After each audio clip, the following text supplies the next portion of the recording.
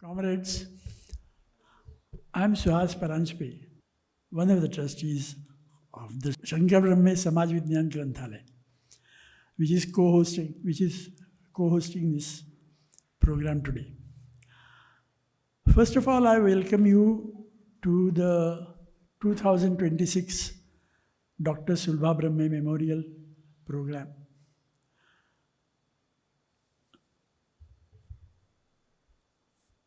I'm not going to really get into introducing the book in any detail. I may say a few words about it, but it's a huge task, and I have had the chance to just skim through it, thanks to Shamsher, who provided me with a copy.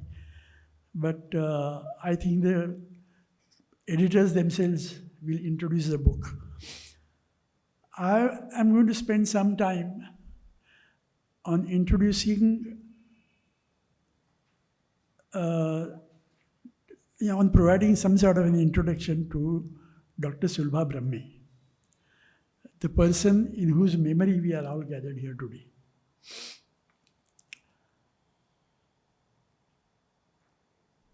Dr. Sulbha Brahme was born in, I'm going to provide a very brief sketch of what Sulbha Brahme was like.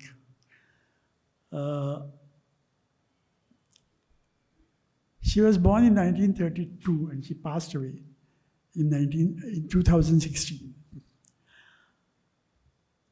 Her father, the late D.R. Gargi, who you may all know, was the first deputy, he was heading the planning commission. And her mother, Pramila Gargi, was also a social activist. She was born into an activist family which was deeply steeped in the freedom struggle. She had this background right from her childhood.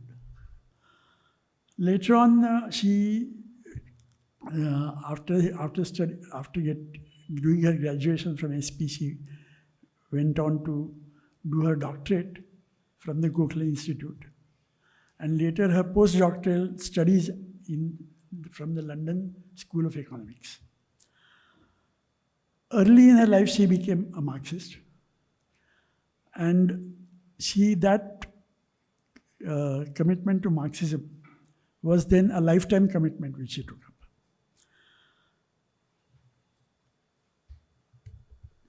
She helped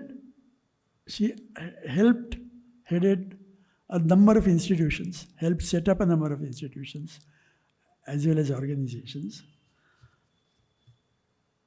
For example, the Dushkar Nirmulan Samiti in Maharashtra, which was a very unique kind of initiative in Maharashtra, which would be on a drought eradication, which had gathered together a number of progressive economists as well as leaders.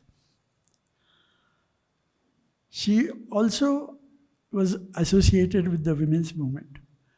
And in fact, she was part of the initiative to start the first women's magazine from a women's liberation viewpoint, which was Baiza. Few people know that this is one of the first magazines which has to be published from a women's liberation standpoint. She was also associated with the Lok Vidyan Sangatna right from the beginning. And she was active in the Sangatna for as long as, and one of the important activities which the Lok Vidyan Sangatna has been carrying out is bringing out a Lok Vidyan calendar every year, in which they take up one topic on which to focus from a people science viewpoint.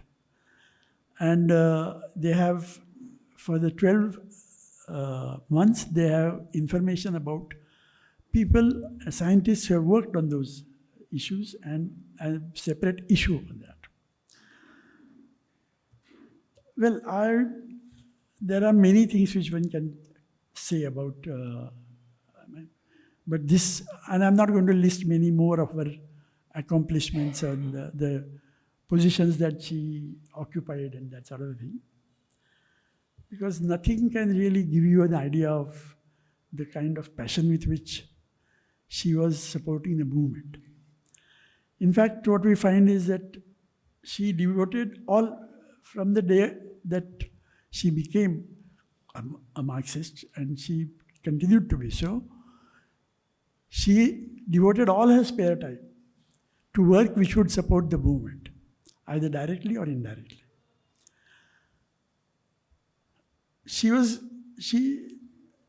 Until after her retirement, she devoted her full time to the Samaj Vigyan Granthalaya. She formed the Brahme Samaj Vigyan Granthalaya in 1969, after the death of her husband.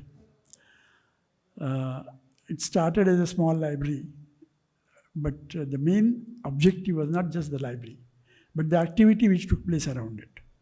And that activity was activity which was related to bringing all the progressive and left forces together, becoming a center for left and progressive activity in Pune. And this activity spanned all sorts of, it spanned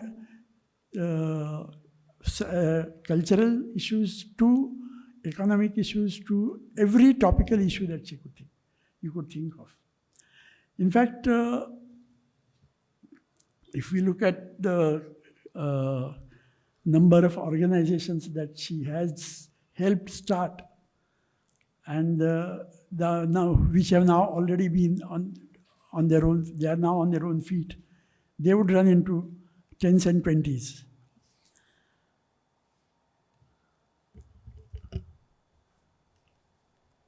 She was not a member of any party, but she was fully committed to left and progressive politics.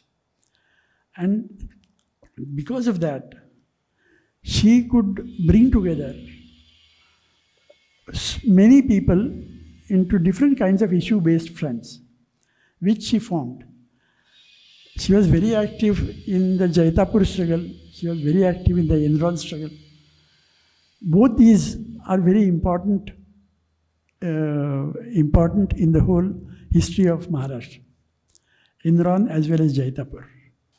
Jaitapur, the struggle against Jaitapur nuclear plant and the Enron plant, electricity plant.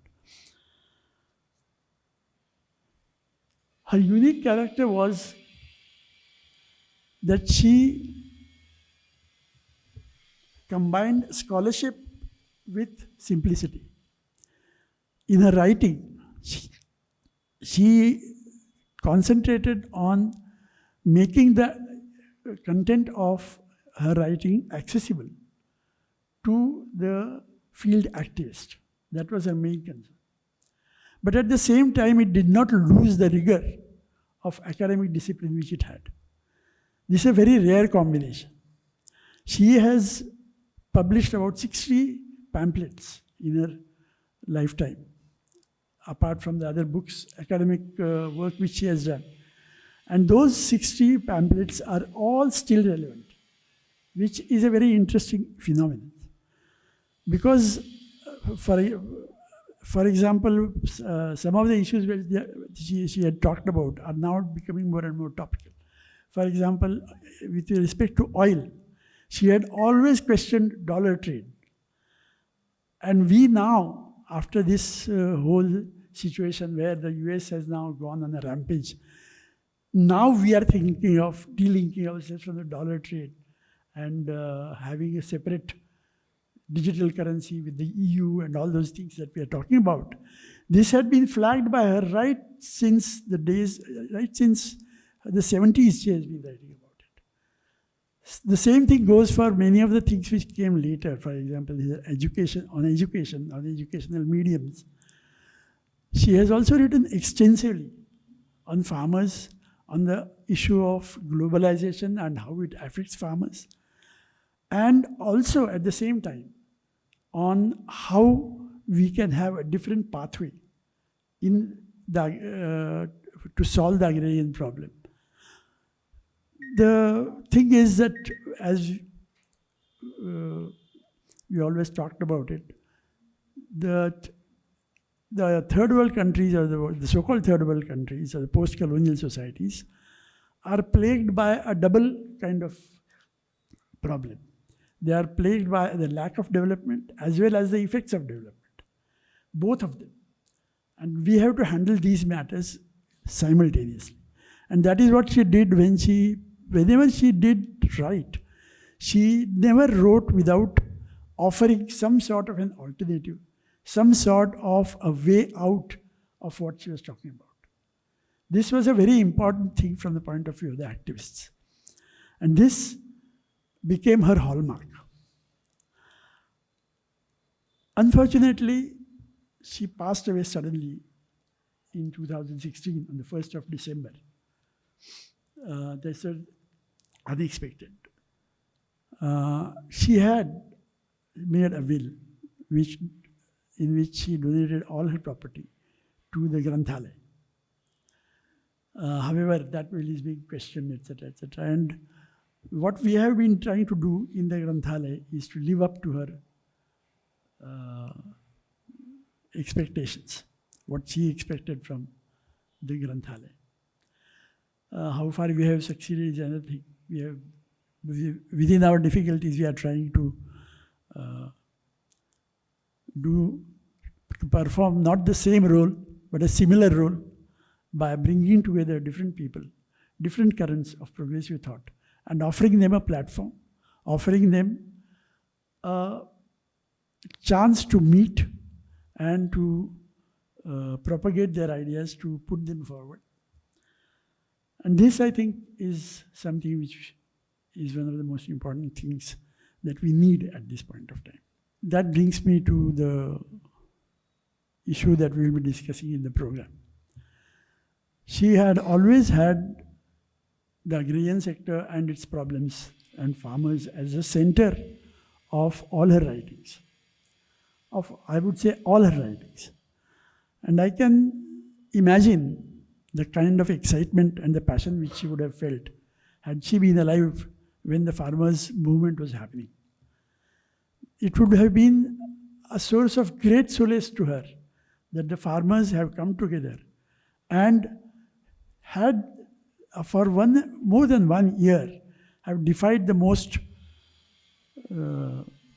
powerful state, one of the most powerful state machineries, and severe repression. This is something which was unprecedented. And she would have been really, really very, very happy. And so what I feel is that this is an apt topic for her memorial lecture. And I will not, of course, go on to introduce the book, as I said, but I'll still say a few words about it. It's a monumental work. As I said, I just had the opportunity to skim through it. But it is multidimensional, it is multidisciplinary, and it goes into great detail. Especially it goes into great detail with people's narratives in it.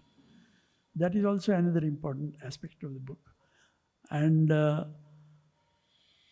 I'm not going to dwell too much on it because I don't think I can do justice to it.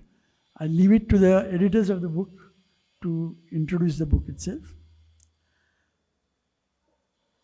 I would only think a certain thought comes to my mind that it's hardly 5 years since the farmers' movement was, in the sense that once the laws were repealed, the movement sort of stopped.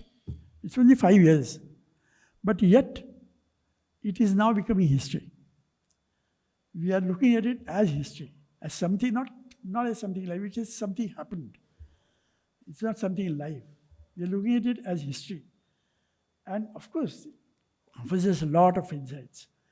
And I think one of the important things is this, that things are changing at a pace where everything is becoming outdated very fast. We are forgetting very fast. I think this is an age in which we forget very fast. And I think this people's history, one of the important things it can do, and it will do, is to keep it alive. Not let us forget it. Let us not, so this is, I think, an important aspect of this people's history, of keeping this live, of keeping this before our eyes, reminding us of what happened and reminding us of what can happen. I think that is the more important thing about the book. The first editor is Shamsher Singh. He teaches sociology at Flame University, Pune, India. He worked as a postdoctoral fellow at the Center of Management in Agriculture, CMA, Indian Institute of Management, Ahmedabad. He has been involved in conducting village studies on agrarian relations and conditions across different agroecological regions in India, and has worked on rural housing, living standards, unfree labor, and residential segregation. He curates the People's Archive of Farmers' Protests. I think there are some posters here about the archive, which you can have a look at, which is another important initiative that this has brought about. He curates the People's Archive of Farmers' Protests that documents the mobilization and protest actions of the farmers' movements of 2021. And I think he does it on a day-to-day basis, if I'm not wrong, right? Our second editor is Sabha Siddiqui, who is an assistant professor at the School of Interwoven Arts and Sciences, Kriya University, in Sri City, Andhra Pradesh.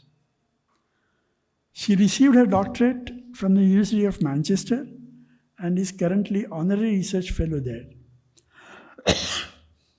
She has worked with the psychology and sociology of religion through a psychoanalytic and anthropological lens in her monograph, Religion and Psychoanalysis in India. Most recently, she has co-edited a social issue on psychoanalytic perspectives on South Asia for the journal Psychoanalysis, Culture and Society. Our main speaker today is Professor Prashant Bansode. And here's a short introduction to him, a very short introduction. The anthropological question of doing research should gear towards the duty of giving back to the subject and society at large. Knowledge should serve as an instrumental purpose. Prashant believes that education is a medium of social liberation and transformation in society. Excuse me. Intellectuals have a very important role in this regard, he thinks. His research is oriented towards understanding the marginality of the Dalits, Adivasis, and the depressed classes in general, and on caste conflict, cultural capital, and exclusion of Dalits, seasonal migration, discrimination of tribal women, and vulnerability of tribes in particular. He teaches at the Gokhale Institute of Politics and Economics in Pune. So that's, in short, an introduction to our speakers. Good evening, everyone, and thank you, Suhas, for very generous introduction for all of us and for introducing the event. Okay, so my task here today that I have been allotted is to not talk about the book, is to give you something that led to the book itself. The process that I will be sharing with you, the process actually will be talked about my, another editor, co-editor of the book, Sabha, and more on the book by Professor Prashant. But I'm going to talk to you and discuss about the ideas, the process that led to the emergence of the book, or where this idea emerged actually. And I'm going to do that in the next 10 minutes or so. So for that, I'll have to take you back like what Suhas mentioned, it's been 5 years. So let's go back to the time that we kind of tried documenting, and we can go precisely actually 5.5 years back, June 2020. We can very easily recall that year, a year of disaster for all of us and for the larger humanity in terms of what we experienced as a whole, the COVID-19 pandemic. Now, to be precise about what was happening in that era, was also in the mid of pandemic, the 3 farm laws were brought in. June 5th, 2020 is the day when the 3 farm laws were brought in the Union Cabinet as ordinances, which is an extraordinary legislative measure, not a standard process to introduce the laws, to kind of debate the laws or recommend them to the special committee or something like that, but through ordinances. Now, we can all think that that is not something that we were expecting to happen in those times. There were more pressing issues which needed our attention, or to be particular, the government's attention in terms of ensuring people's health, their survival, their livelihood, food security, vaccines, oxygens, etc., etc. But what we saw in June 2020 is the introduction of 3 farm laws. Now, these 3 laws, I don't have to name them to you, but to talk about them very briefly is that they were targeted, or they were concerned with 3 important aspects of agriculture sector, that is production, pricing, procurement, stocking, and distribution. So there was no aspect left in this entire process that was untouched by these 3 overarching laws that were brought in. Actually, one of them was an amendment into an existing law, which was the Essential Commodities Act of the 1950s or the 60s, and that was amended along with these 2 new laws. Now, what would have happened? Special, kind of legislative intervention by the government would have made farmers happy, would have made farmers a little bit, hopeful for their future, the, sector that they carry on their shoulders. And that is something that is very, critical to their existence, not just economically, but in so many other ways. But that, something opposite to it happened, that they hit the roads in terms of protesting against these farm laws. We can also think of how these protests were perhaps very limited in the initial period because of the lockdown-induced restrictions on gatherings, on restrictions in terms of mobility, etc. And farmers tried to raise their opposition to these farm laws in a very local, symbolic, tokenist ways by doing small gatherings and small protests. And this bought them a few months. Now, what happened in September 27th, actually, to be specific, in 2020, the same year, these bills were passed in Parliament, and in the manner they were passed, it's all there, well documented for all of us to see. And that led to a more larger, consolidated, broader protest from a range of farmer organizations, small and big in terms of their strength. And the farmers which rose in the opposition of these laws were from the regions which experience the best of the marketing, procurement, and pricing facilities in India. They were not the ones which were, kind of not having access to market or procurement or MSP, etc. These were the regions which have had the benefits of the Green Revolution of the 1960s and 70s. The regions, the states of Haryana, Punjab, Rajasthan, Western UP, etc., have, country's best infrastructure in terms of markets, the APMCs, which are called Agriculture Produce Marketing Committee yards, procurement system, also production, that they produce a huge amount of surplus. So these were the farmers who rose in protest, not like, the other regions so much. And they gave a call to march to Delhi in 26th and 27th, 25th and 26th of November 2020. And this call was given by a broader organization or a platform of all organizations combining together called AIKSCC, which came into existence in 2016 after the Mandsaur firing incident on farmers in Madhya Pradesh. So this also was then accepted and was supported by a range of central trade unions and the workers across different sectors in India. Now, this scenario was something that was extraordinary in terms of how these farmers were marching towards national capital city for 2 days. The call was given for 2 days, but which ended up in them, kind of sitting on the Delhi borders for more than a year's time. Now, this process was also kind of opposed by the law and order machinery, in the sense that national highways were blocked. There were heavy boulders put in the middle of the highways. The highways were dug up. There were also all sorts of repressive measures that were put in place to stop farmers marching towards Delhi.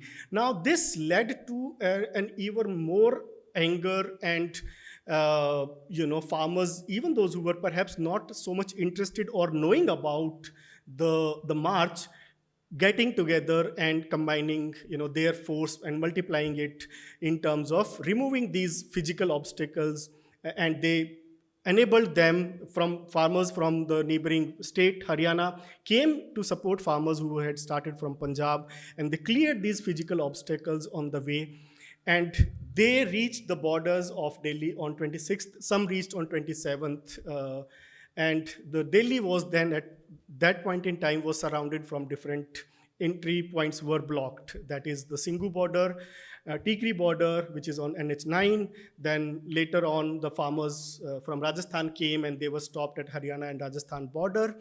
So now this is extraordinary in terms of farmers kind of overcoming this kind of repression, which is extraordinary in our recent history, and still making it to the national capital's entry points.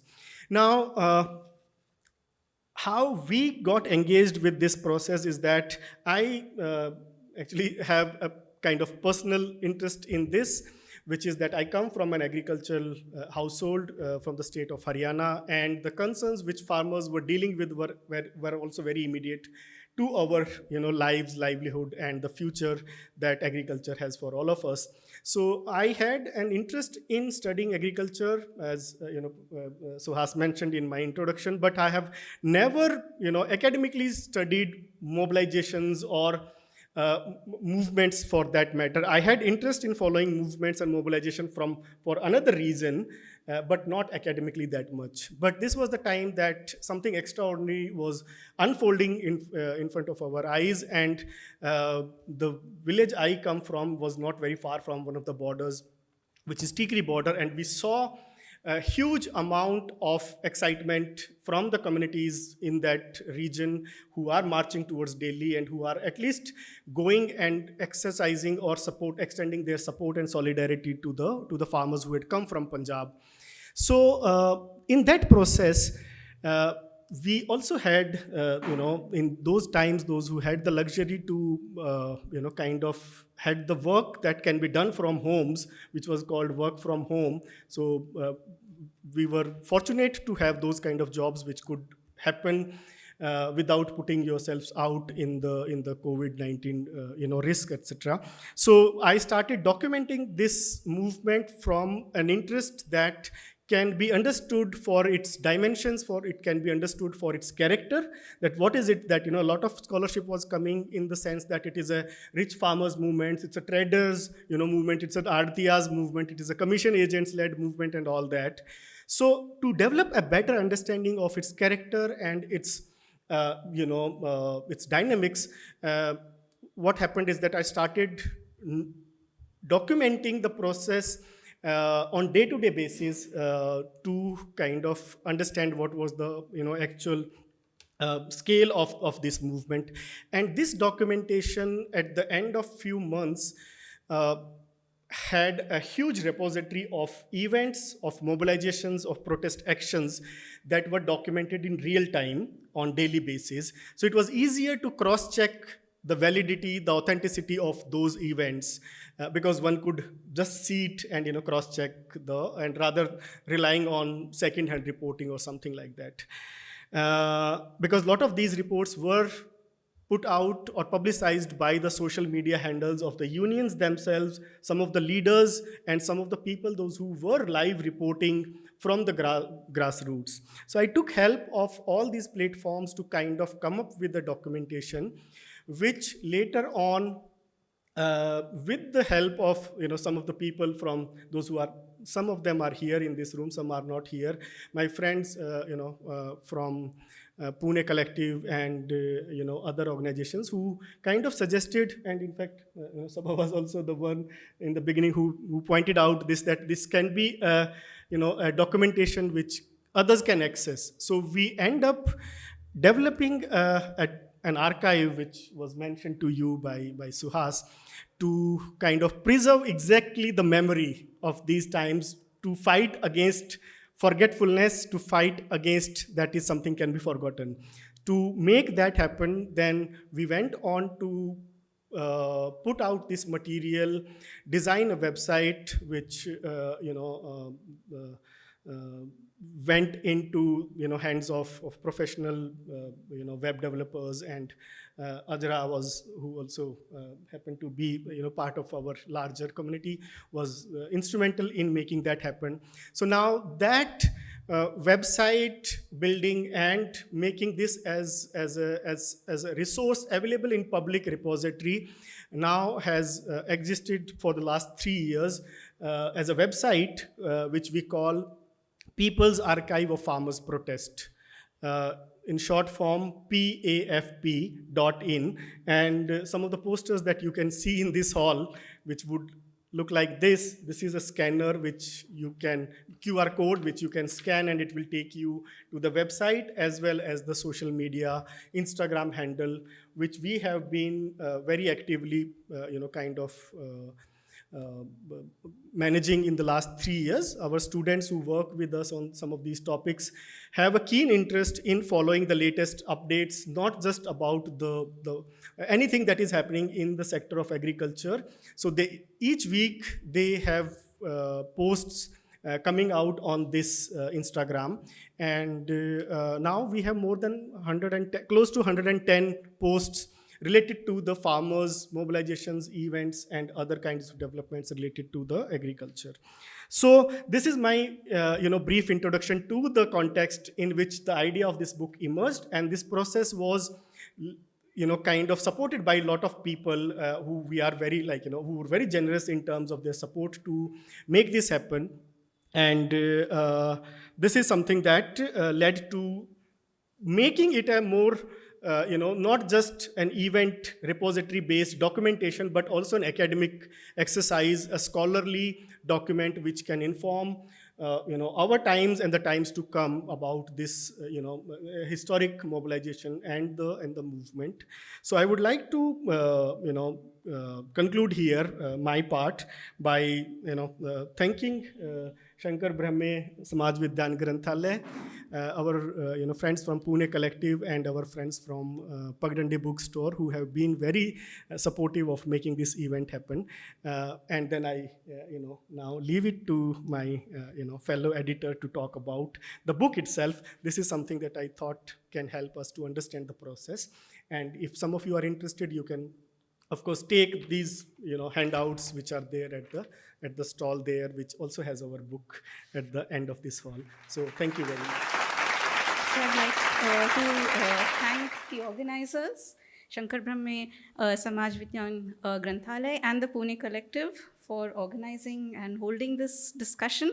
I'm very happy to actually do this right now, especially because it's in my home city, Pune, and to be able to talk about some work that we started here in Pune But since then, I have moved to my present university, which is in Andhra Pradesh. It's a delight to come back to Pune and talk to my people about something that we also started, the work that we started, which is the book.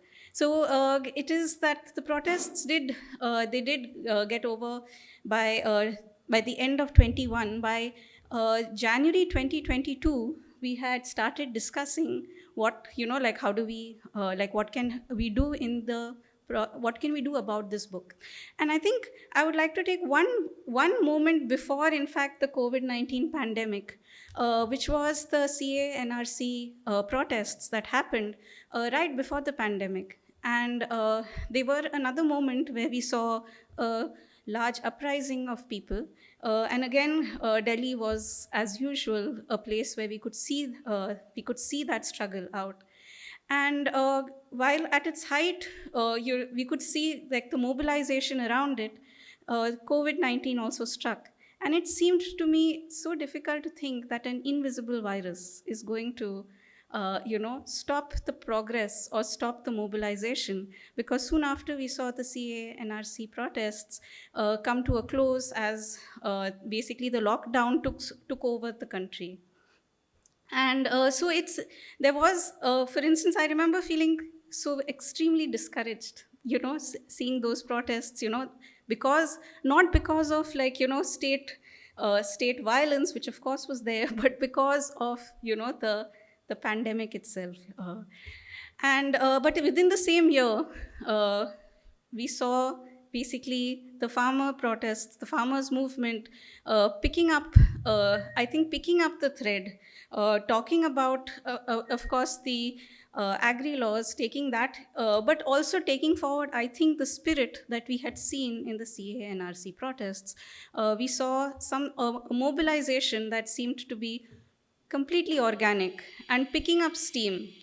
And so I think it is within this 2020, 2021 that we could see something that was a continuity, I felt.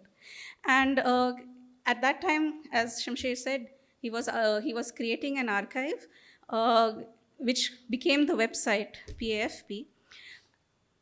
And I think what was missing was the kind of narratives, the narratives, the stories that we could capture, perhaps in the form of a longer form essays. And so the book became, the people's history of the farmers' movement became one space where we could do that.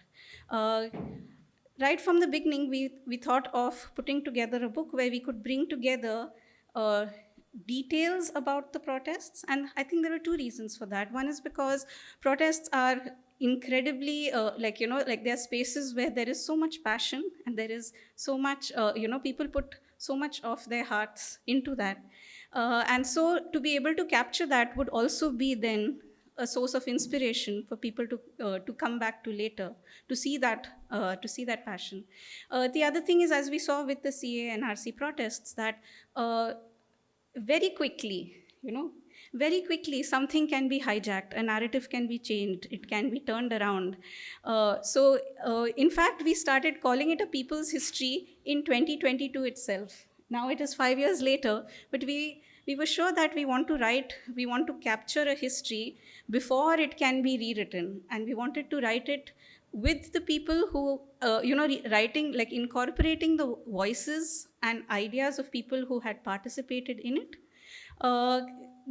And so I think the people's history was immediately, as soon as the protests got over, we were already thinking about a people's history.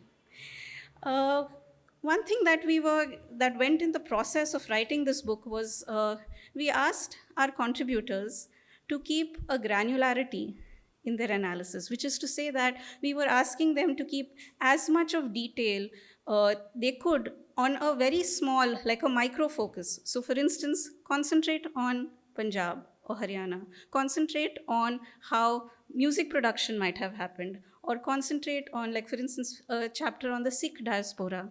So our contributors, we asked them to, rather than rehashing the start of the movement, for instance, why did these protests happen? We asked them to concentrate on details, names, dates, people's, like the people who were involved. Uh, because this is where, of course, the protests also happened. These were the fine details in which we would be able to understand that. Uh, and so I think, as in my introduction, I was introduced, I'm a psychologist. And I think that's something I felt would be very interesting, would be to be able to see the affect of a, of a movement, of a social mobilization, which is the affect is something we would only see in how people embody the protest. And we would be able to capture that in people's stories and narratives.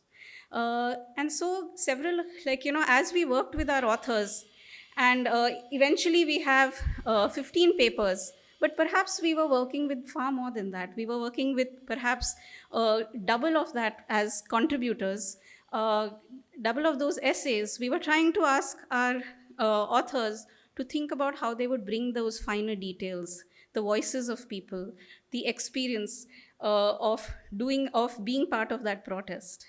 And I can say that the book has turned out to be something that has managed to capture that. It has managed to capture a lot of the detail, a lot of the affect.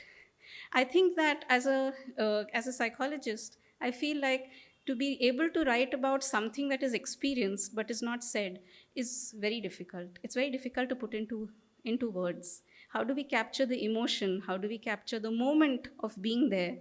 And I think that in many ways, the different chapters have done that. They have all had each chapter has a singular focus. Like it is not branching out trying to explain everything. It is not trying to, like, the different authors are not trying to give an overarching view of what happened in the farmers' protest, because how can they? It was so many people. It was so many parts of not only India, but also, different parts of the world. It had so many different elements. And as our authors have, as they have perhaps exceeded what we had thought was going to happen. We also have a, a hidden 16th chapter, which are sketches from an artist, Debanchan Roy, who was part of the protests. And we have put those sketches between each chapter. So these were sketches that were made while the protests were ongoing. And hopefully they also capture a moment of that time of being in the protests. I think that what I'd like to perhaps come to, as I conclude, is the title of the book, which is called A People's History of the Farmers' Movement. And here, I think by saying a people's history, not only are we saying that, we want to create an archive, of stories, of narratives, of experiences, but we wanted, the people's part of the history is something that even we have thought about. And I've gotten feedback about this title itself. So, for instance, what makes something a people's history? Here, is it the focus? Is it history that is important, or is it people that is important? I think that definitely people's history is a method of writing about time, about experience. And I think so there is one thing is that we are trying to create a history about social mobilizations for future generations, and to think about why this protest was was as successful and as energizing, inspiring as it was. But on the other hand, I think the first part, the word people, is also doing some important work, which is to say that we are we are forging a people. We are in the process, of a democracy. People need to keep coming back and laying a claim on the state, or laying a claim on their own stories of what it means to be part of a nation. And so when we say, I think, a people's history, we are saying that history should not only be written, of course, by experts, as it should be, but it should also be written by the people who are experiencing it.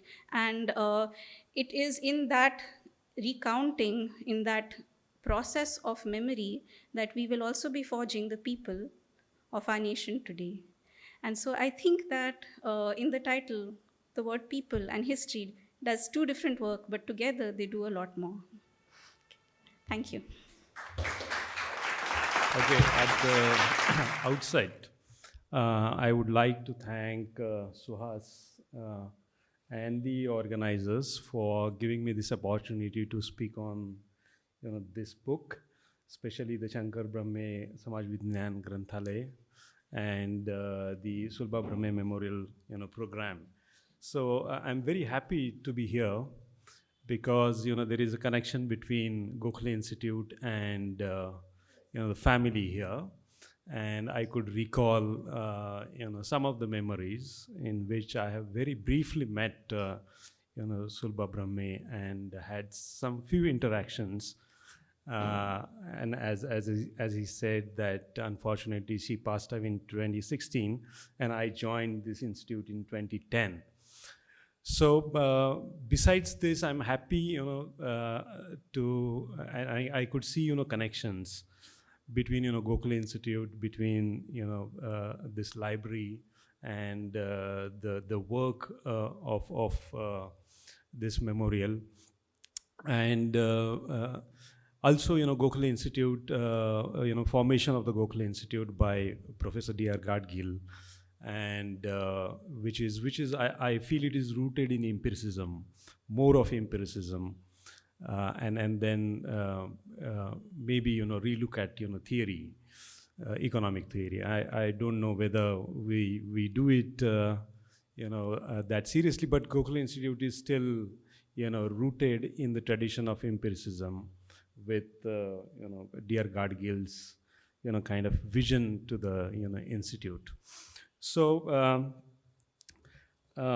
with this kind of introductory remarks, I would like to even thank the editors of this book for choosing me as a speaker and trusting on me that I'm the person to introduce or to talk on this book without ascertaining my authority on this subject. So it is with that trust, I think I'll be able to do justice to the book and the efforts which they have taken to bring it as a part of the volume. So I know some of the contributors here, especially Amit Narkar, and we have done some things together at my institute some time back, and Mr. Dowley and Narkar has already set in, just given a glancing view on Phule, and had talked about slavery and the whipcord of peasant. I could see that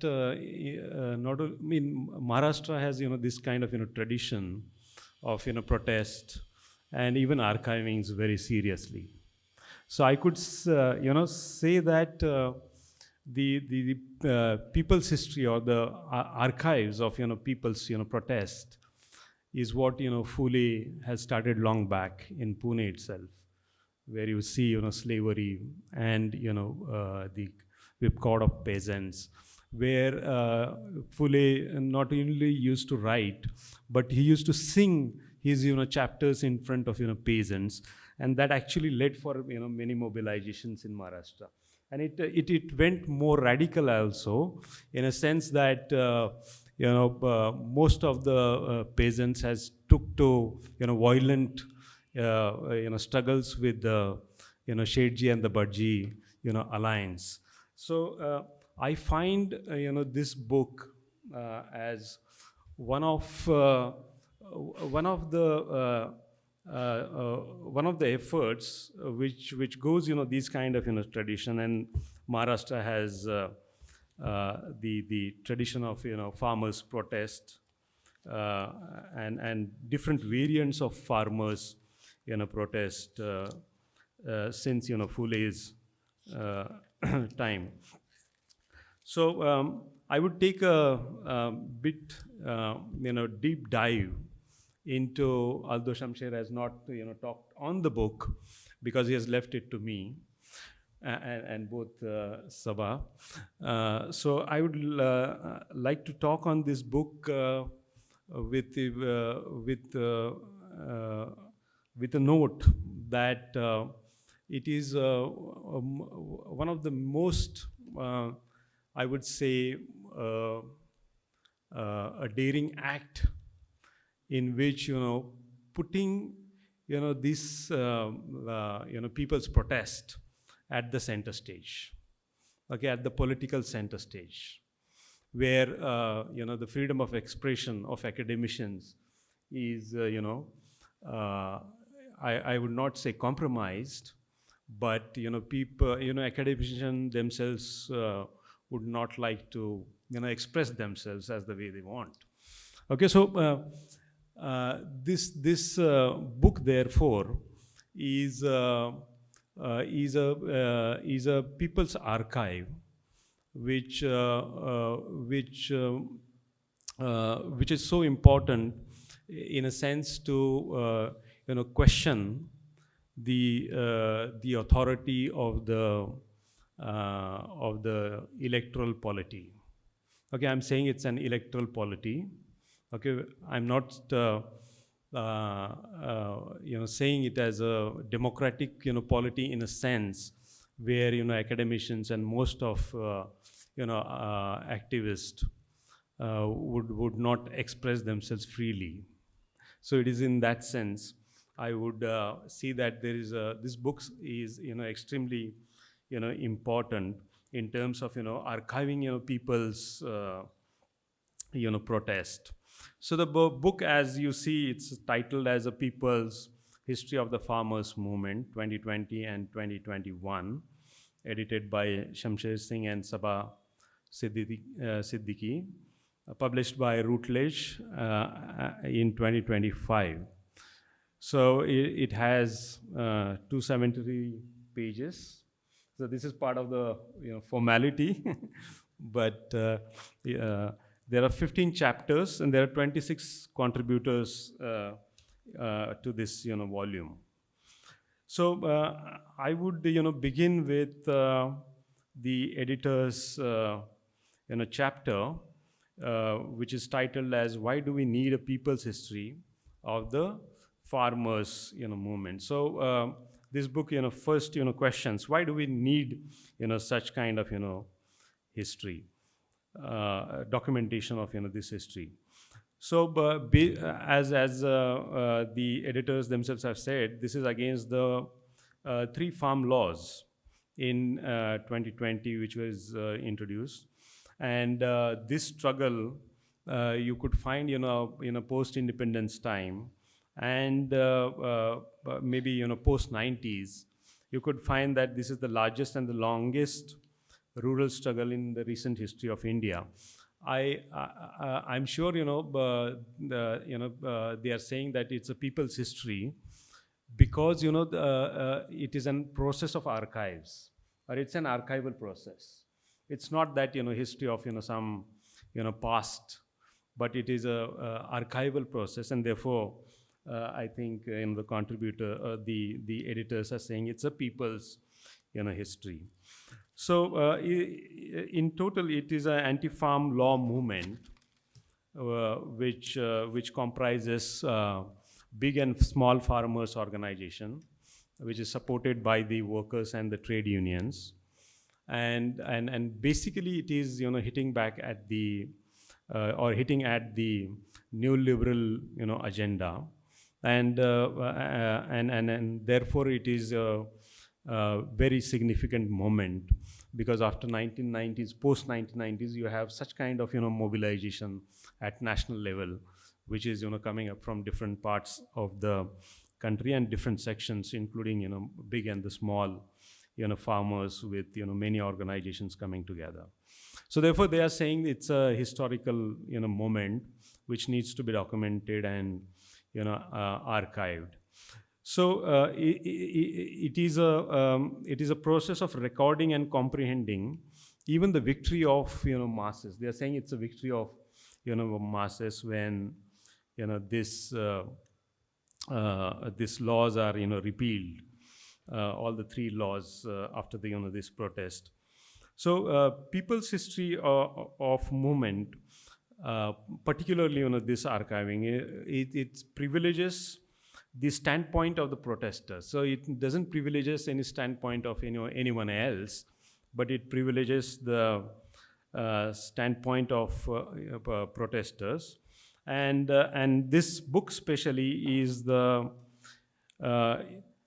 is an effort to voice ears to voice the protesters. Okay, so you have voice which is also with difference and collective consciousness. Okay, so and this book maps the contours of the ground struggle of this movement. So in short, the people's history is what the editors call as the history from below. Okay, why? Because it privileges the protesters. So it is called as history from the below, and it foregrounds the narratives that gets lost in the official historical time. So so that this doesn't get lost. Okay, and in contemporary context, that and as we say that the public memory is very short. Okay, so and not only short, but we see it in terms of narratives. Okay, so how narratives are created, how narratives are countered, and how narratives are set in, and how even narratives are institutionalized. So in this process which we are experiencing as a society, so such an effort of the people's history, archiving people's history of protest would absolve from being co-opted or absorbed or being corrupted by those in power. So nobody can do this kind of attempt. So or people have the recourse to get back and then build a narrative of this archiving. So documenting and archiving the events is one of the important aim and aim of this book. So as Shamsher has mentioned, it is the documentation which is available at the People's Archives of Farmers' Protest, that is PAFP. Okay, and with all media reports and diverse writing, the editors has thought to weave this into a form of book, and therefore they would like to document these micro process that are witnessed in this struggles. So the book engages with various sources, prominent cultural sources, socio-political process, activism, and religious practices. It focuses on wide-ranging actors, varied interest, and creative energies. So one of the things which the editors point out is the relationship between theory and empiricism. That is what is the symbiotic relationship, and therefore it emphasizes on the theoretical positions and the way mobilizations has taken place. And then the editors goes into the genesis of this anti-farm movement. While talking about the genesis of this movement, the editors especially links with globalization and the movements in the phase of post globalization, 1991 especially, and the and the accumulation logic of global capital, and then the vulnerability of Indian peasantry in this global capital phase. So it points out that in this globalization phase, the policies of state withdrawal and institutional support for farmers is happening while globalization as a process is happening, and there is a deepening crisis in agriculture. So which in turn has led to falling farmers' income, indebtedness, and much more serious crisis in terms of farmers' suicide. So the editors labels or calls this as a disaster in neoliberal reforms phase, that is post globalization. So while talking about the genesis, the editors also takes into consideration the global forces, and also the theoretical consideration that why the genesis locates the genesis back into the process of globalization, and also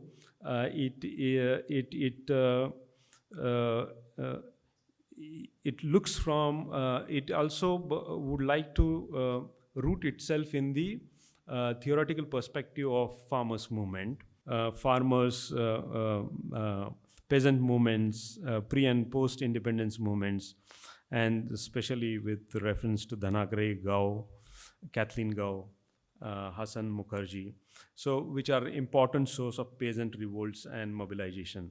So the editors are making sense of ideologies at one level, okay, after looking at the genesis from post globalization phase. So what we find is in this post globalization phase, the editors also emphasize the struggles of peasants, tenants, Adivasis, and Dalits against land encroachments, depletion of natural resources, displacement, and exclusion from welfare mechanism. So while talking about the genesis, there is a reflection to the process of globalization, how it affects and how it has affected or how it has propelled the agrarian crisis as such, and that sets in, and also at the theoretical level, and movements of Dalits and Adivasis. The background for this movement of 2020 and 21 is set up. So it starts with the All India Kisan Sangharsh Coordination Committee, then Bhumi Adhikar Andolan, and Land Acquisition Ordinance 2015. So some of the struggles, grassroots struggle, begins in the earlier phase, and there are different forms of protest which the editors highlights as Kisan Jatas, Gheraos, okay, and Gramin Bandhs, Padyatra. Okay, so and these movements are or these kind of protests are seen for land, water, MSP, debt waiver, housing, Manrega, and forest rights. So in September 27, 2020, so introduction of these three laws, as they have already talked on it. So the protest begins with this, and as Shamsher in his introductory remarks has already set in, that how this process was of formulating these three laws actually did not have a democratic kind of a process. It was not, democratic. It is, one-sided, government, decision to implement these, three policies. So, and in the context of taking into context of COVID-19,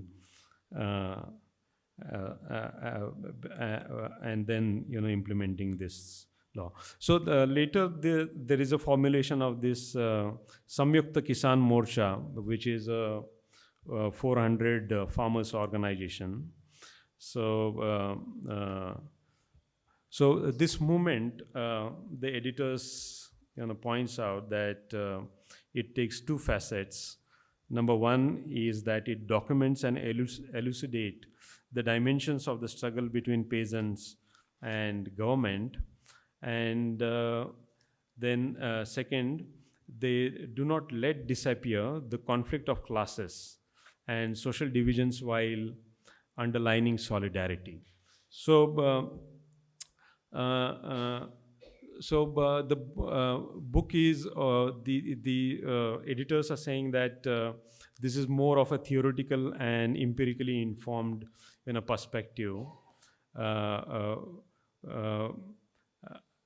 So it involves the theory and activism. There's a connection between theory and activism. So the book also, claims, the editors also claim that the vast amount of literature which is available on social and new peasant movements is taken into account for writing this book, and it is interdisciplinary and cross-disciplinary analysis, and it has strong theoretical methodological strengths to different chapters. And as Sabha has already talked about, the being a psychologist, so that perspective is from psychology also becomes very important, and documenting archival documenting. So the struggles are from all parts of India. And also the book also have a chapter where there is a solidarity from the Sikh diaspora from UK, and with regional diversity, with experiences of different caste, religion, trade unions, etc. So it is not only multidisciplinary, but it has such kind of diversity into one volume. So as I've said, there are 15 chapters, and I would talk on only 2 interventions, and then open up with some kind of comments, if not questions on this book. So what I liked, there's 2. Actually, I like 3 chapters. I mean, actually, being a student of agrarian sociology, I like reading this book, after so long time. And thanks, Shamsher, for engaging me academically. I liked the Zoya Hassan's chapter on farm protest, take the country by storm. So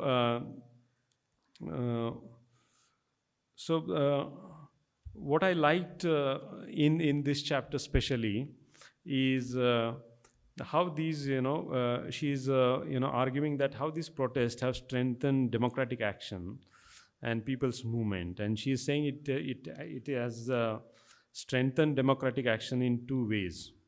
So protest under collaborative model, that is SKM, and actions which adhere to constitutional principles and methods. And so the another dimension which she speaks is about this struggle is by protesting, the protesters were able to experience and reinforce their claim, and that is how they could win this with the democratic practices. And she therefore argues that for the functioning democracy, this is required, okay, rather than mere electoral majority. This is very important, and therefore she feels that this movement is extremely important. So why? Because there need to be some space for participatory polity, okay, and take dissenting positions to the state. So that is the strength of this movement, which Zoya Hassan points out. So the movement's victory is victory for the democracy itself. That is how she ends up with the chapter which she has written.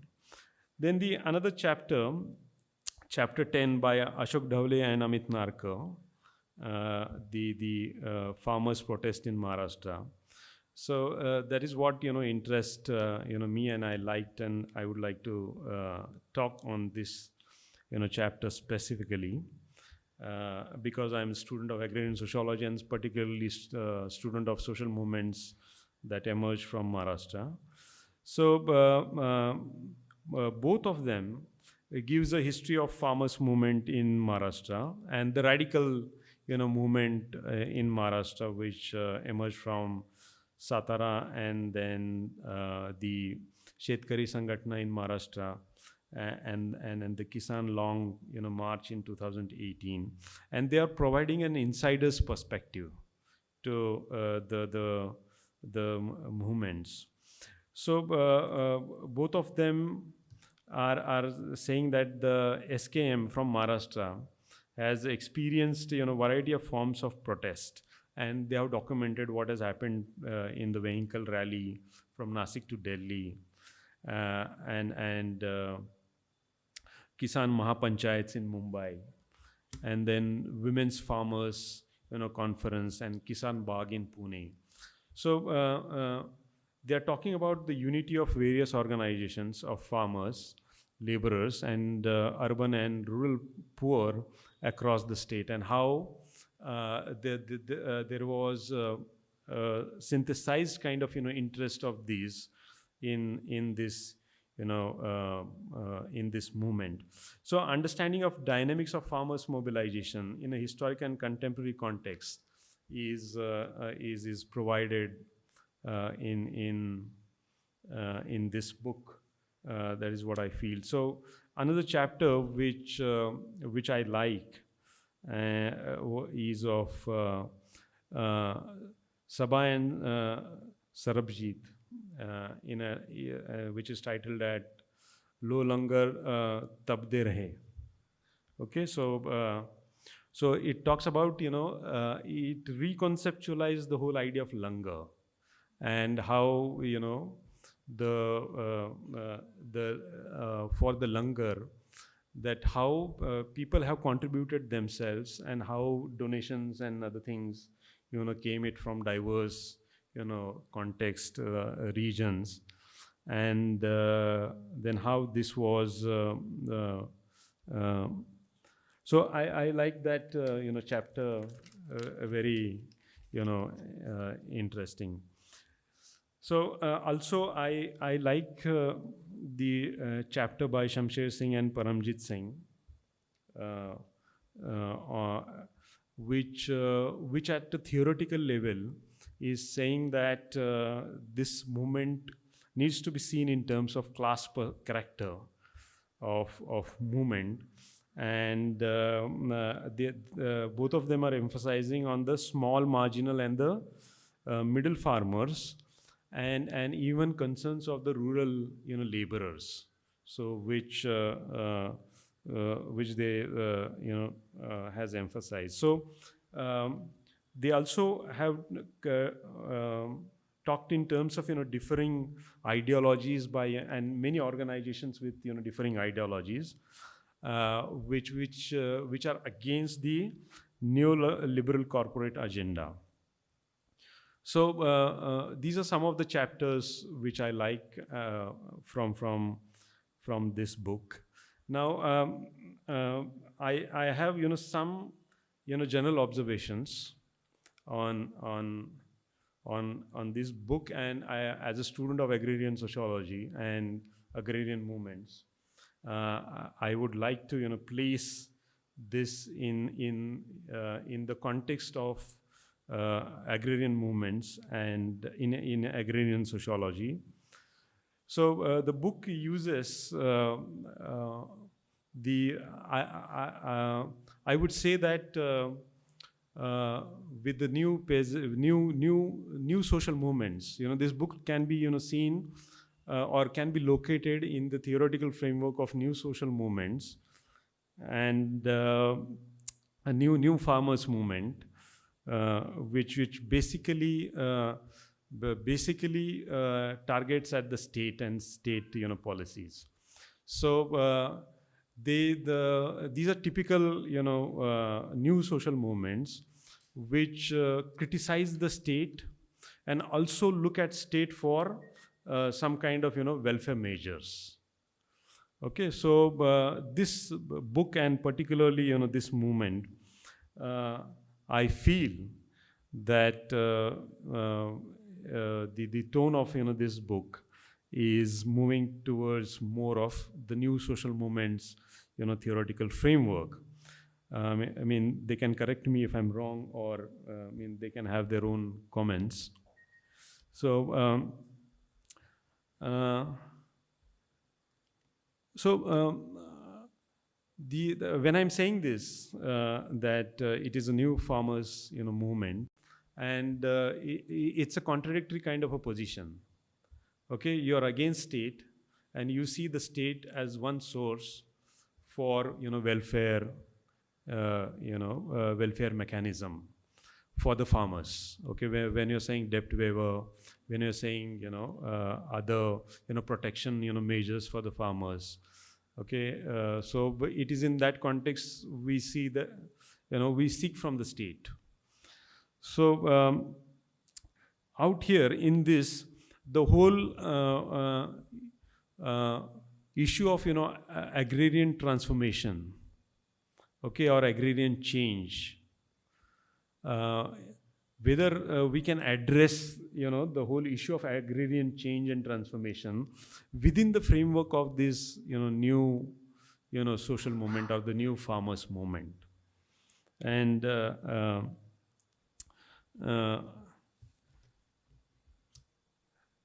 so the book makes a reference to the new farmers movement, okay, and the class character of this movement.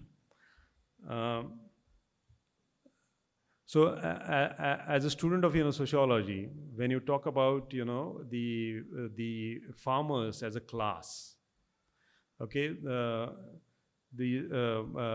the farmers as a class is a very ambiguous kind of a class category, which is already talked by Dhanagre and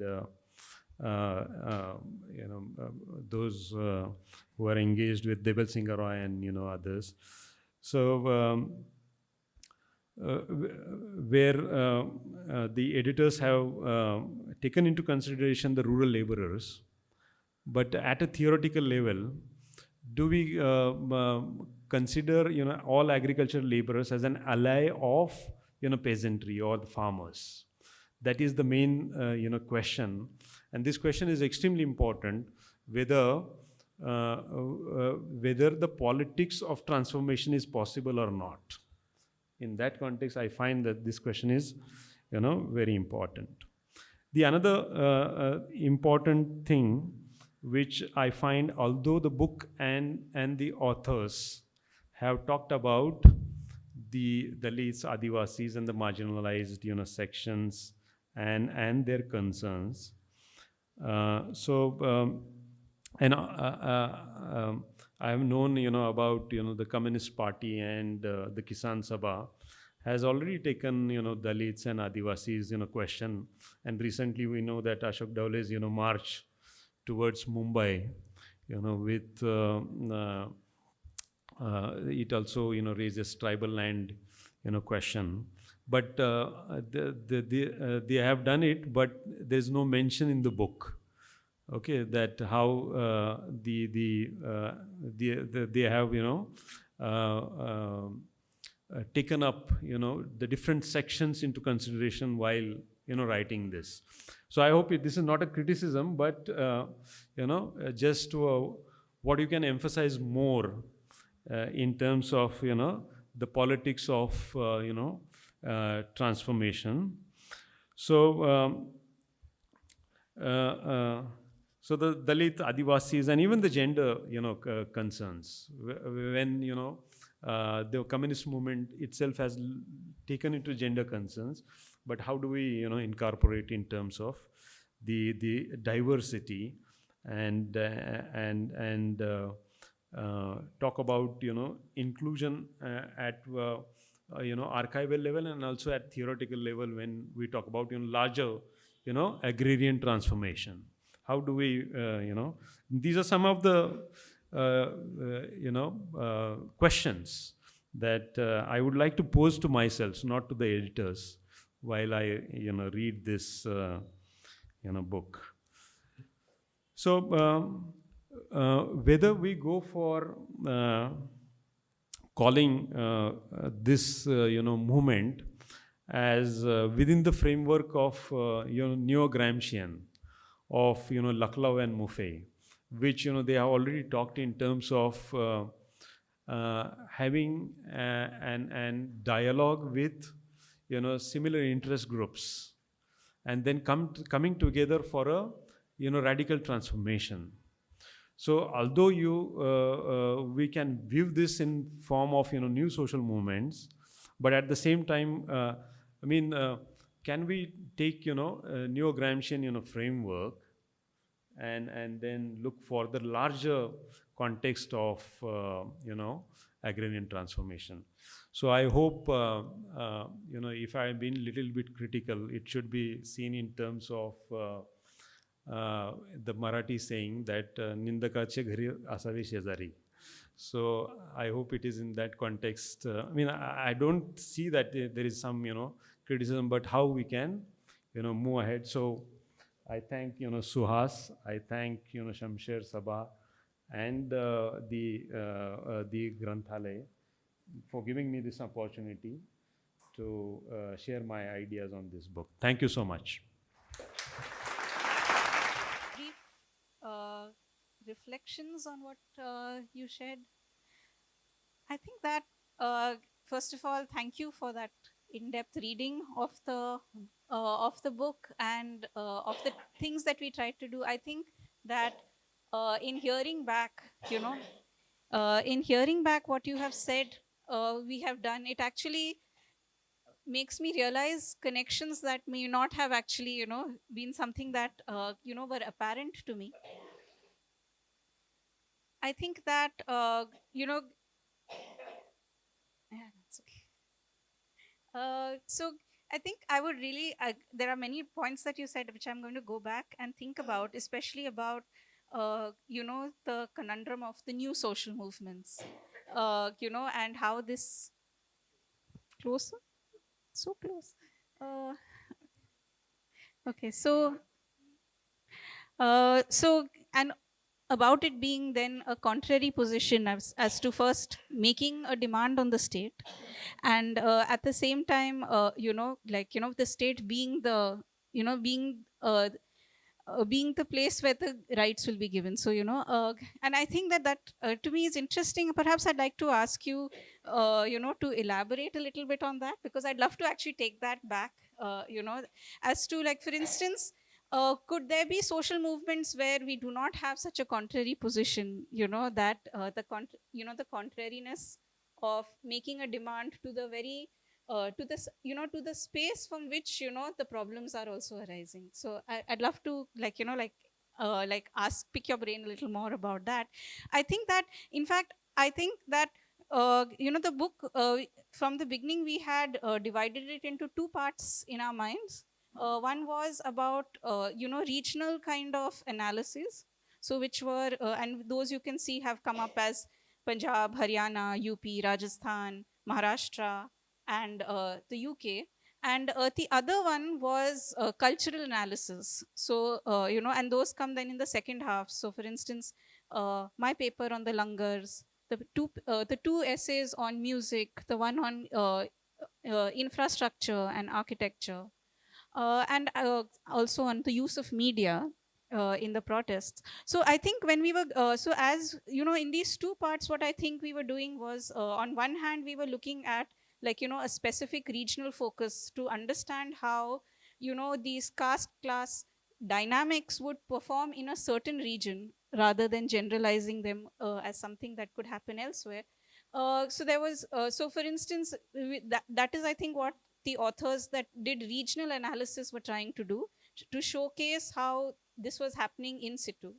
Uh, on the other hand, the cultural analysis papers were, rather than, like, being necessarily regional based, though of course they were in that way, always based within a certain, a certain site, or a certain, like for instance Tikri, or things like, very, they were very specific, but at the same time they were talking about, like a process which was then something that we can see across different regions. So for instance, the use of langars as both a mobilization strategy but also a language of solidarity, to feed somebody is to, like, invite them, and how that might have, like, been one way in which, caste barriers were in fact being negotiated on ground.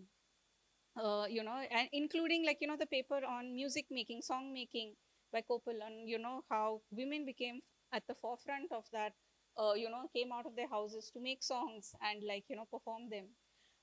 So I think, like, in retrospect, by not having papers which were specific to, say, talking about, say, caste or gender, uh, to, or Adivasis, which I think, I can see, of course, we haven't had, like, those kinds of analysis, means we don't have specific analysis based on identities, or subject positions. And I think that, in retrospect, like, it's not that we didn't think of doing that. Perhaps, it just came out in different ways. But I think that rather than, like, moving away from, like, thinking on particular categories, particular positions, perhaps the movement was, we could conceptualize the movement as something, like, not to say universal, or, like, there's a solidarity across the stage, but rethinking it outside of the ways in which identity has been used to think about mobilization. Uh, and I think that, of course, it comes back in chapters, but not the focus of the book per se. I think that, many chapters have done this kind of work, and perhaps, like, Shamsher could say more about that. But but this is only now in retrospect I can say that that, this has been something that perhaps the book has done by focusing on either regional or then cultural processes in the making of the movement. So I love But I the think you book collect all the questions and and then love respond. what you said initially about, as a psychologist, looking at the effect of the movement, and also about the granularity, the focus, the small little things, the real realities of it all. But I just want to make a comment on this present response to Professor Bansode's question or comment. I think what you say about it being a universal movement, for lack of better word, and you looking at the movement like that is a valid response and a correct response. But to say that in these two categories we did look at caste and we did look at gender is rather essentializing. If ganon ke liye we have it about women, and when we say about including in the food, then we are talking about caste, like how politicians go to members of different caste and say that, yeah, we are eating food with them. It would be a bit in fact, it would go against the tone of the rest of your book, I think. And that is a rather token response, I feel.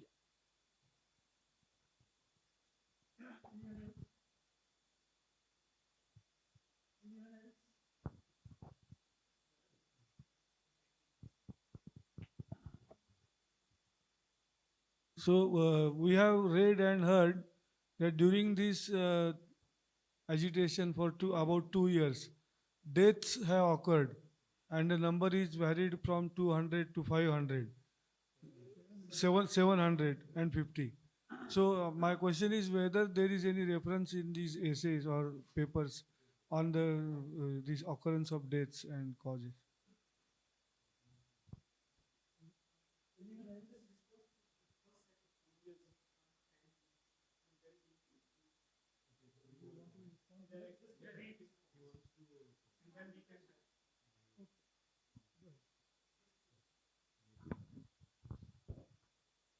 Uh, I mean, I of course have to start by thanking you, Prashant. And you know now, that you have to choose friends for, commenting on your book.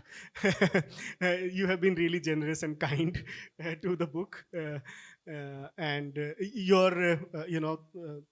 your insights have really helped and will definitely, help in developing a more, better understanding of what not just the book but at large the movement and the future of these kind of mobilization. So thank you very much for that, Prashant.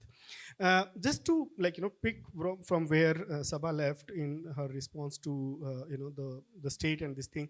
One is that it's definitely a departure from the earlier and the older forms of mobilizations and movements, where the central of earlier movements was the antagonism rooted in the class character or the class interest of the rural different sections in the rural or the agrarian society, which is against landlordism, against feudal forces, against the land monopoly, etc. There is, and we are not the only one to point it out, but there is a dearth of literature to point towards these kind of departures that have changed the mobilization's character in the post-1990s phase. That is, now the state has become such an active and unavoidable tool or the target in these things, because if the state is something that is bringing interventions and all these laws, or what you do with seed bill, with electricity bill, with MGNREG dilution, with forest rights, etc. So there is a significant focus now against what the state is trying to do. So that's I mean, and your point is well taken in the sense that how scholarship is going to engage with these kind of agrarian transition, which a lot of people talk about, in the sense, has the agrarian transition or the agrarian question been bypassed in India now due to the interventions of the corporates in the agriculture, the transnational capital being invited to enter into the agrarian sector. What you see in the recent updates on the signing of the free trade agreement with the European Union. Now, what is going to happen to the agriculture where massive import duties have been removed? So that's now is going to bring, I think, state into the main center stage of these things. But at the same time, you have to also start and rooted in the classical Marxist leftist idea of organizing also the classes that have a day-to-day antagonistic in their immediate context. On actually the question of caste, and this is not to say that we did something what Sabha pointed out intentionally, because a lot of literature had also been coming out, and we didn't want to also respond or repeat that. So somebody, mid of last year, I tried to reach out to somebody to have a book, kind of discussion or something, and their response, not to me, but to somebody else, was that the book doesn't engage with the question of caste adequately. That is why we are not interested in doing it. And again, I didn't mind that, feedback, but somebody else did an exercise of looking at how many times the word caste has come into different chapters, and their data was close to 250 times the caste word has come into the analysis across different chapters, and that is just the caste term, not the names of the caste and communities that is in addition to that. So every chapter has taken into account how the caste and other kinds of identities of gender, Adivasis, and other forms of identity were reflecting and interacting and playing out in these mobilizations, and not to say that all other forms of contradictions and antagonisms had disappeared.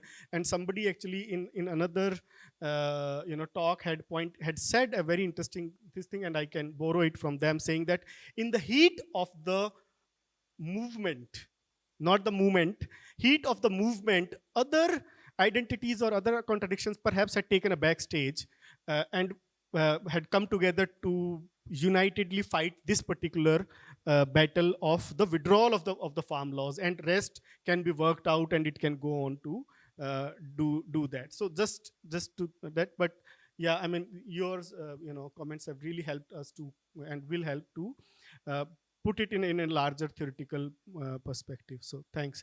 Now I think that was just. But I'm commenting on some things which come to my mind when I think about the whole process of the farmers' movement.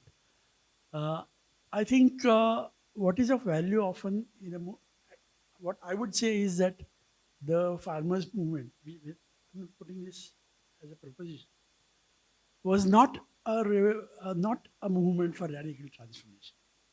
It was a very simple movement to repeal 3 laws. Let us first of all remember that. The farmers' movement was not a radical movement for social transformation of any sort. What was important, however, is whether it radicalized different sections, whether it brought different sections into the whole stream of struggle against this regime and against liberalization, and to what extent it did that. I think that is much more important. We should clearly remember that this was not a movement for radical social transformation.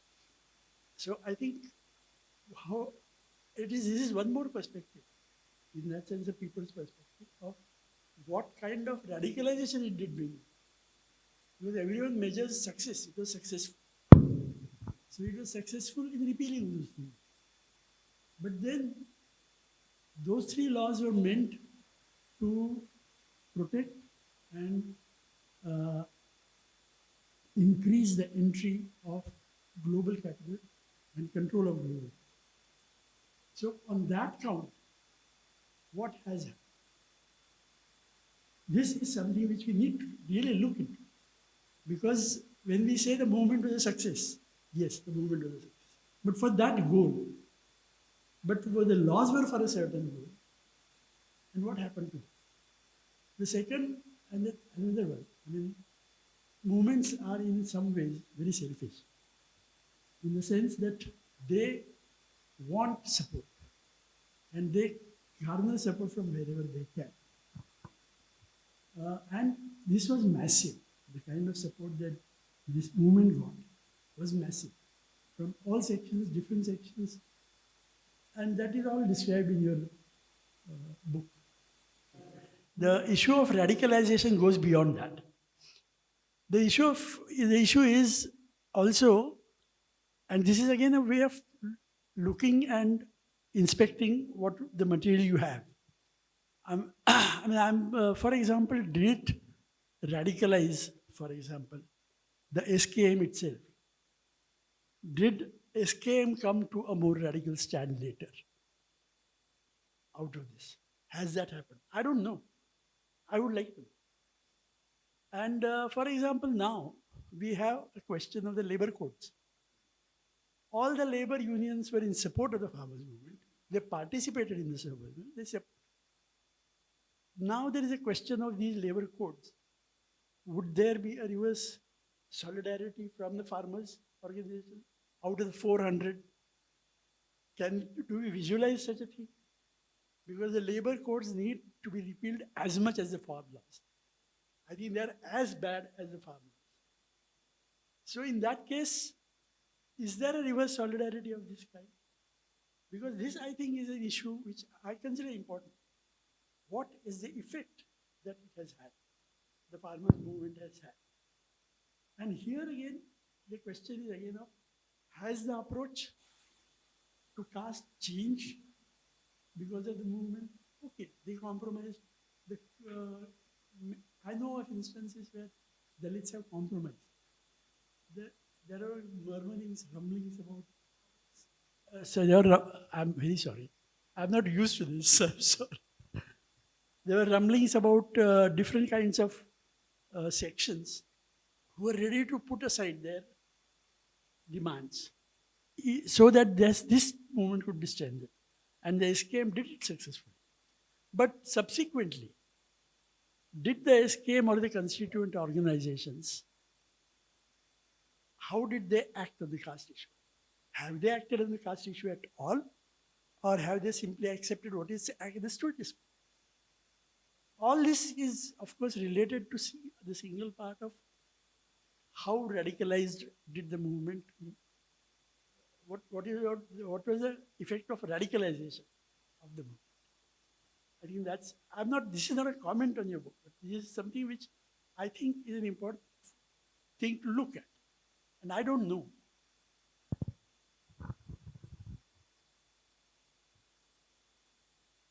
Anyone else has to add?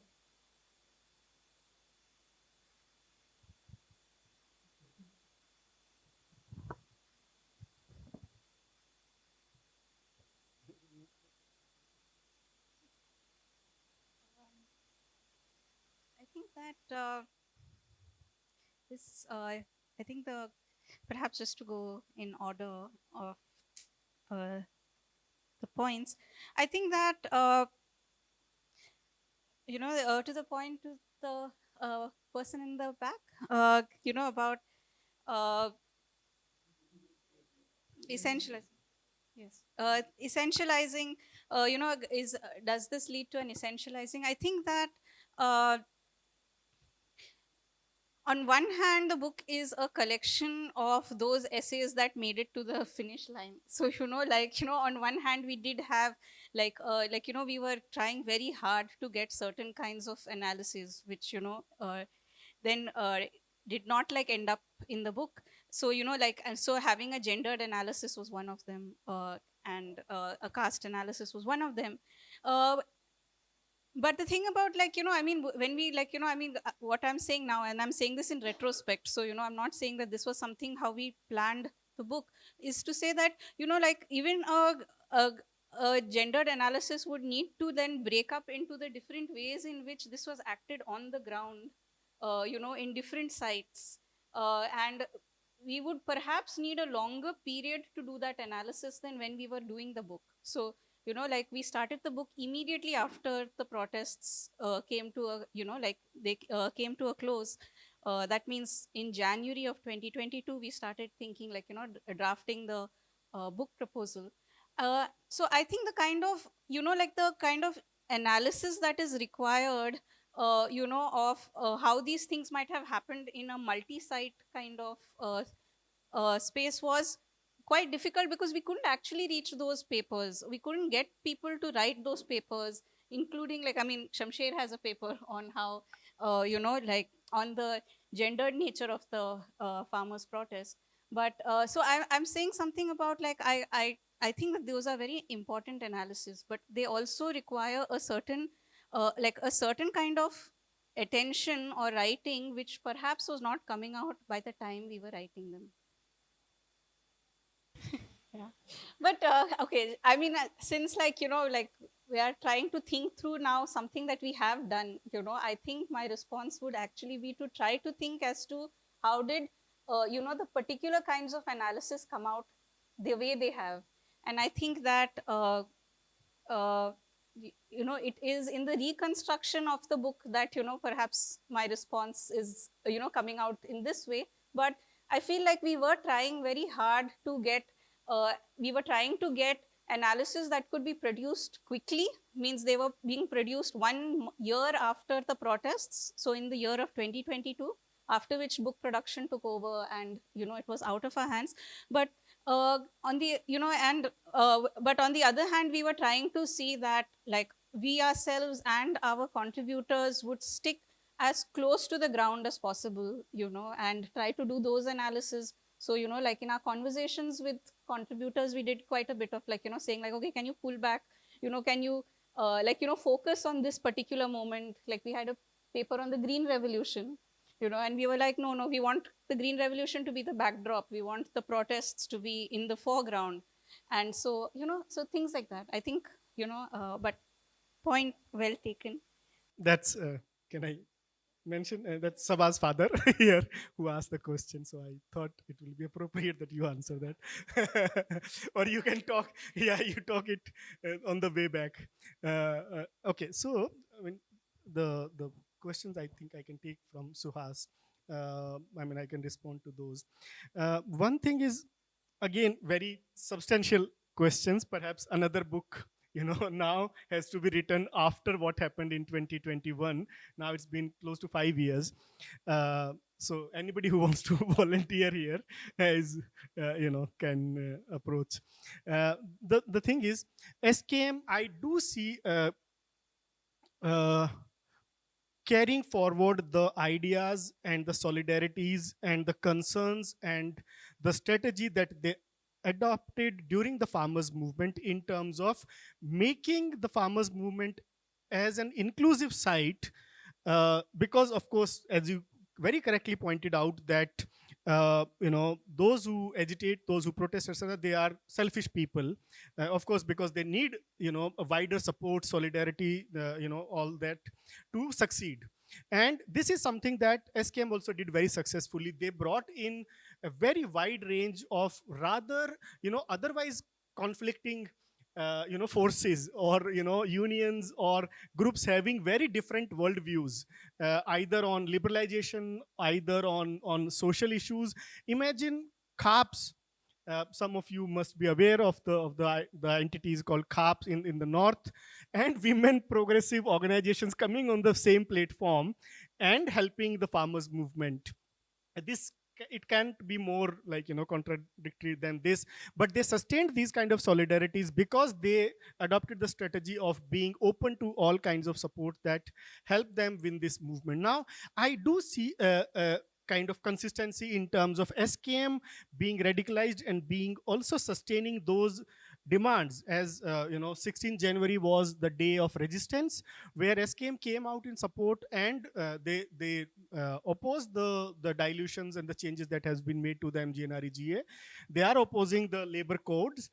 They are coming out and giving statements on support of the 12th February general strike, which is basically to oppose the electricity bill and the 4 labor codes. So there has been a consistency in terms of SKM, and I would say that is due to the presence of the left organizations in these platforms that it has carried forward successfully. And there has been some, I won't be very I would sound really like too ambitious to say that it has transformed the caste and the gender dynamics at the grassroots. I think that will be a little bit too stretched to say and claim that. I do think that people have now been exposed to the idea of how women can come and take center stage, can occupy the public spaces, can perform cultural events, etc., in the crowd of predominantly occupied by men. They can conduct stages, they can drive to Delhi on a tractor, all that. So now they have been exposed to this thing, and somebody has said that in the process of building movement we all change. So I think a little bit of optimism is there, in the sense that it may not have transformed or radicalized the gender or the caste relations at the grassroots, but it has opened the doors for a more experimental, collaborative, solidarity based movement. So that's where I would like to see myself, and this response. Okay, first of all, to respond to my father, one thing is that of course the farm laws were repealed in 2022 by the government, and this was because of the action of the movement, because of the pressure that the people put, that the state took it back. So that is of course what we are saying, the success of the movement. but of course the onslaught has not stopped, so as people are mentioning, there are like other, like, like, I mean, not only in other areas, for instance the labor codes, but also in the agricultural sector, the onslaught of a neoliberal regime is continuing to make its way ahead, and we are still there only. So like a successful moment, is something that we can only now build on, but it has not finished the work, and there's so much more. I also just wanted to say that the book actually, in its acknowledgements, it mentions the people who. Okay, so like we have said that, like, in our acknowledgements, that this work is dedicated to the people who lost their lives in the movement. So and I think different authors also do speak about those the people who lost their lives there. But yeah, that is a loss that we'll keep enduring. I think one thing I just like to perhaps say to Suhas, I really like this question about like what, we need to now analyze what the effect of that radicalization or how far it goes. I think a very brief thought I have, like a very brief response I have here, is that it is like, if cultural change is so very slow, that it is perhaps like it's like many protests and mobilizations to keep working on something, like for instance, women being at the forefront of the protests, that. So I mean, this movement does only a part. It, like, it shows something, and we're trying to highlight that. We're trying to highlight that in this book, but also many other books that have come out on the farmers protests, that in a moment's negotiation, and hopefully we can remember that and take it forward. But definitely I think an analysis is still required of how the farmers movement, like what is its like afterlife, like what has it done in the aftermath. And perhaps that will be work that we should take up. I just want to say thank you for that.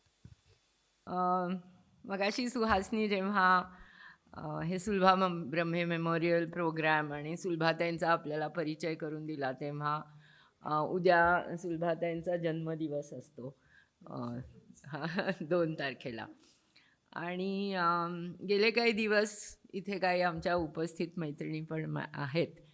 आम्ही थोडीशी चर्चा अशी करत होतो की जसं सुहासनी सांगितलं की सुलभाताईंचे खूप व्हेरीड इंटरेस्ट होते, म्हणजे अगदी शेती आणि अग्रेरियन क्वेश्चनपासून पर्यावरण, सोशल मुवमेंट्स वगैरे हे सगळं होतंच, पण त्याच्यामध्ये the women's question as we put it, स्त्री प्रश्न हा एक खूप त्यांच्या दृष्टीने एक केंद्रस्थानी मुद्दा होता.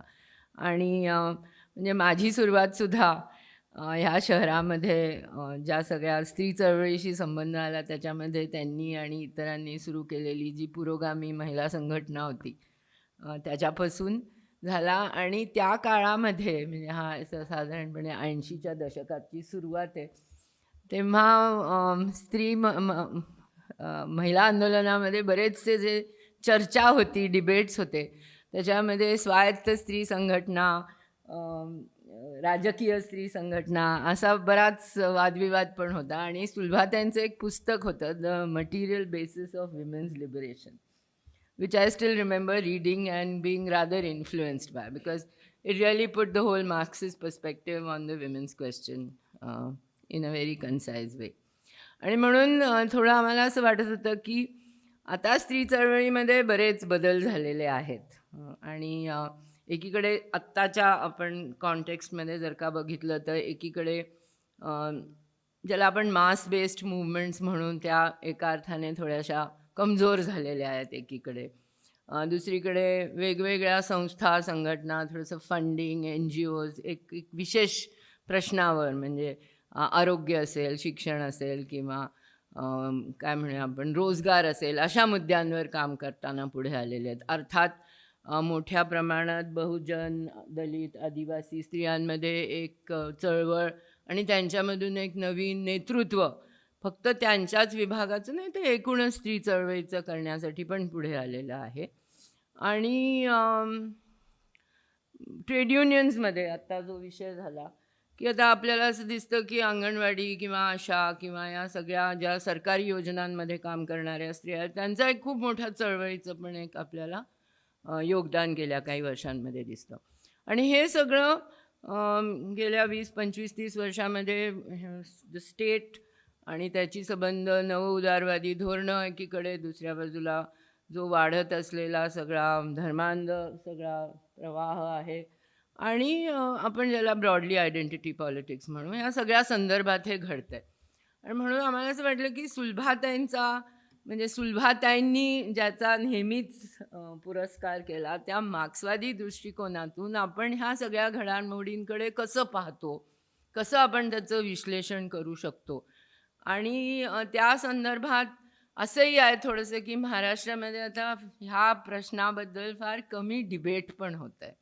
म्हणजे आपण सगळे आपल्याला एक मोठा शत्रू आहे आपल्यासमोर आणि म्हणून त्या मोठ्या शत्रूशी लढत असताना दुसऱ्या बाजूला आपलं पण डोकं थोडंसं साफ करायला पाहिजे, मला असं वाटतं की वेगवेगळ्या मुद्द्यांवर.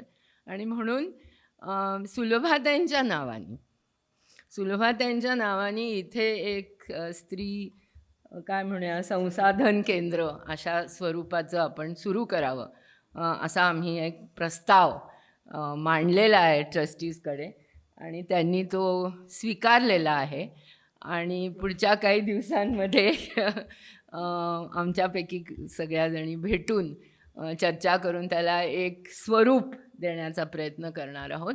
आणि त्याच्यामध्ये मग वेगवेगळ्या ॲक्टिव्हिटीज म्हणजे थोडासा अभ्यास म्हणून मी ह्याला विचारत होते की काही इंटर्न्स आपण जर का घेऊन काही विशिष्ट प्रश्नांबद्दल अभ्यास करू शकतो का, काही चर्चा, एखादं वार्षिक चर्चासत्र, एखादं व्याख्यान, पुस्तकांवर चर्चा. सुलभाताईंची स्वतःची जी पुस्तकं आहेत स्त्री प्रश्नाच्या संदर्भात किंवा एकूणच मार्क्सवादी दृष्टिकोनाबद्दल ती आणि आपल्या सगळ्यांची पण म्हणजे मला असं वाटतं आपल्यापैकी बरेच जण आता अशा मूडमध्ये आहेत की माझी पुस्तकं पण आता कुठेतरी द्यावी. त्यामुळे एखादं स्त्री प्रश्नासंदर्भातलं एक विभाग ह्या लायब्ररीमध्ये अशा स्वरूपाचं थोडं फिल्म क्लबचं काम स्वतंत्रपणे फिल्म्सच्या संदर्भात चाललेलं आहे, पण ते देखील आपण ह्याच्यामध्ये कधी कधी इंटिग्रेट करू शकतो का, अशा स्वरूपाची वेगवेगळी ॲक्टिव्हिटी ह्या संसाधन केंद्राच्या माध्यमातून करणार आहोत. आणि आपल्या सर्वांचं त्याच्यामध्ये योगदान, सहकार्य, सहभाग हा असावा यासाठी ही थोडीशी सूचना. थँक्यू.